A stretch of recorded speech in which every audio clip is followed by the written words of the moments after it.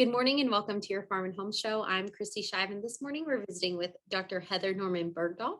She's an assistant extension professor and extension specialist in health and nutrition for the University of Kentucky. Good morning, Heather. Good morning, Kristi. It's good to be back.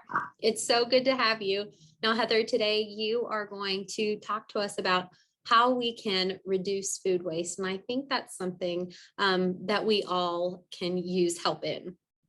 For sure. And I think food in the kitchen is a great place to start because I don't know about in your home, but the largest trash can in my house is in my kitchen, right? So that automatically tells me I'm making the most waste there. And so I think thinking about how we can reduce that is really important. Yeah, Heather, what exactly is food waste? So essentially it's food that's been served but not eaten, or it's gone bad, spoiled. It can be peels and rinds that are considered inedible and essentially just end up in the trash. So this could be leftovers that went bad in the fridge. It could be crackers that have gone stale in the pantry, or even those carrot tops that you chopped off when you were preparing a recipe. And I think that the numbers are really big when it comes to how much food is wasted in the US. So it's estimated that 25% of the waste in our landfills is food. And I know this is a bit dated, but the USDA does estimate that about 30% of our total food supply is wasted. And that was data from 2010. So I don't really know what even those numbers are today, about a decade later. Wow, I definitely believe that. And I was just telling you before the show that when I go to clean out my refrigerator, I oftentimes feel guilty because I see it myself. I see what I have wasted. So Heather, what are some practical ways that we can reduce this food waste?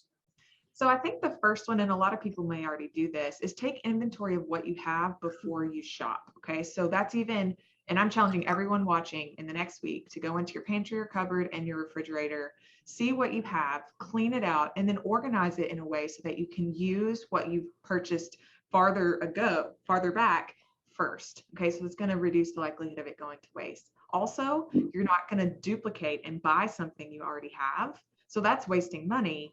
And you're not going to be more likely to waste that food if you have 3 boxes of spaghetti that are in the pantry you haven't used instead of adding another one. So that's one challenge I have for everybody, and using what you purchase in the order that you bought it. Another one I think that's helpful is learning how to properly store fruits and vegetables. So this is going to make sure that they last longer. So some fruits and vegetables really are picky about where you keep them.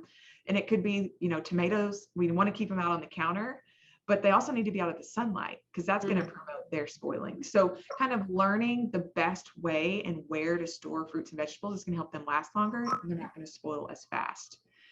Cut back on the amount of food you prepare. If you regularly are making too much or have too many leftovers, maybe your family aren't big into leftovers, don't make as much. So instead of dumping the entire box of spaghetti in the boiling water, maybe you only make half. So kind of just making those slight adjustments in the amount of food you prepare could really reduce the amount of food waste. And then the last one that I'll add is getting creative with the entire product. So like I mentioned with those carrots, if you purchase them at the farmer's market, they have those green tops. Be adventurous. Those green tops are edible. Throw them in a smoothie. Use them to make vegetable broth, or even you can saute them up and eat them yourself. So it could be something new and exciting for your family to try. There's so many great points. And I know that for me, taking inventory of what I have is something I fail at. And it's really a simple tip, but sometimes I just don't take the time to do it. So I think maybe just taking the time to do some of these things is really key. And like you said, it'll save us money in the long run. Yeah. And Heather, another idea is to contact your local extension office and learn more about how to store fruits and vegetables. I think that was a really good idea. All right, Heather, thank you so much for being with us today. If you are watching and have any questions, be sure to contact your local extension office.